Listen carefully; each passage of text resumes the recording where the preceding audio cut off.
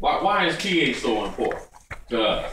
The pH, when we talk about pH, what are we talking about there? Potential hydrogen. But why is that important in what we do? How we function? Because you can't live with under seven.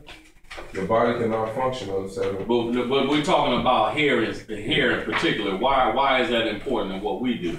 Just talking about hair. We're talking about hair. Okay, what is the functionality between acidic and alkaline when we're talking about hair? Why is it important? Because we're in the hair business, right? Resistance. Resistance to what? You don't damage the hair. Of hair, like per our cuticle, right, scale. If you know whether you it's okay. Listen to what he just said. Just what you were saying too. Did you say that again? To know whether you have to open or close the cuticle. The opening and closing the cuticle scale. What did we say the acidic products do to the hair?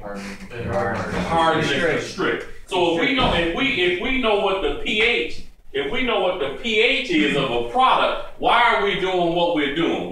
So now, when we start talking about product chemistry and knowing the condition of the hair, when we say that the cuticle scales are tight, then we say that was resistant or normal or porous hair. When the cuticle scales are real tight, it's resistant. So if the cuticle scale is real tight, I'm gonna go over there and steal his marker, man. I'm gonna leave here and get me some more. But I asked him upstairs, but no, you know what? Radical change. You gotta do.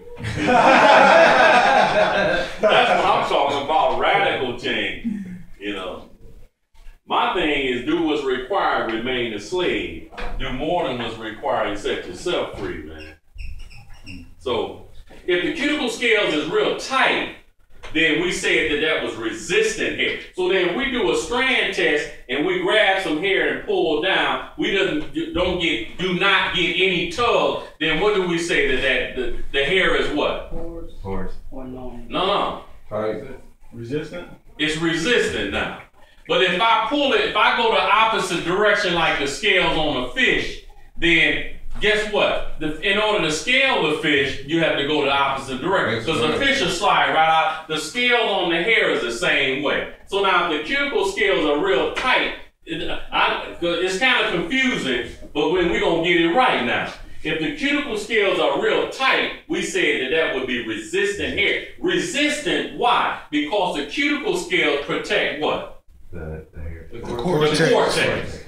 The cuticle scales protect the cortex. So now, if I had hair that with a tight cuticle scale, the hair would look lustrous, shiny. It has a luster because what gland secretes sebum to keep the sebaceous gland? The sebaceous gland is connected to the hair follicle, right? And then what is the muscle that connected to the hair follicle to give us goosebumps? The regular pillar muscle. So then if the sebaceous gland is secreting oil and the cuticle scales, this is when everything is working properly. Just like everything working properly in the gym, we can lift, we can run, and it's clicking. You feeling good, you hydrated.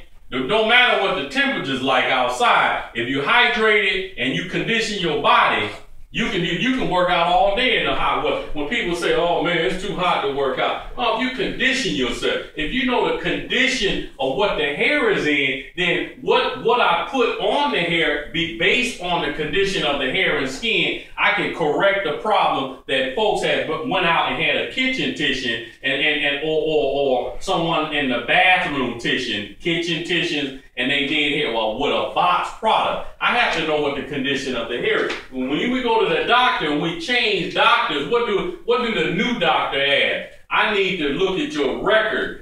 Who was your previous doctor? Why are you coming to me? And they look at what age we're in. Then I have to look at your file because I have to look at your past history. What changes took place inside the body? Because the body is always changing inside the body. Our enzymes, everything in the body changes over a period of time. Because the ones past 40 years old, or folks that's past 35 or 40, we can play basketball, run up and down the court, 2-3 games, then in the morning everything popping and crunching when we get up in the morning. Oh, that was a joke, right? They heard me, man. Yeah. I done met Mr. Ben Gay.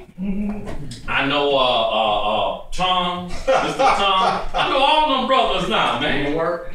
Huh? You work? I'm taking them. Go on, baby. But getting back to this resistant hair. So if the cuticle scales are tight, that means that the hair is resistant. So then what do I have to put on the cuticle scale in order to make a, let's use the word radical change in the cuticle scale. What What do I have to put on the hair? What do I have to put on the hair to open up the cuticle scale? Alkaline product.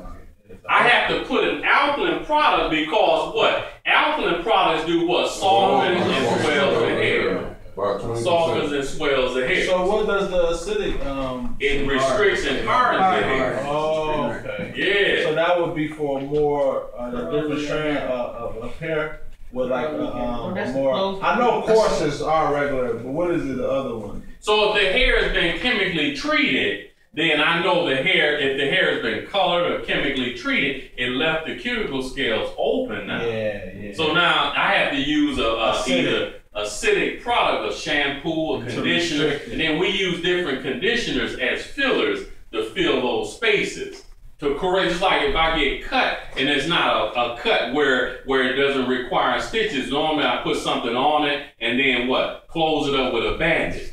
So the hair, you have to put conditioners in the hair after you use a product that's strong, a strong alkaline product to put the conditioner and the fillers to fill those gaps in the hair. Because the hair is left almost damaging the hair when we put these high alkaline products on the hair. But you want to change the chemistry of the hair. So then you need chemicals to change the structure of the hair. That's why pH is so important. I mean, this is just an introduction. When we come down here, it's an introduction because a lot of us, all we want to do is come to theory, pass the exam, but it's a platform. That's okay. $1,800, $2,000 hours, you really start cutting hair and when you graduate, it's just the foundation. Michigan Barber School is just the foundation for you.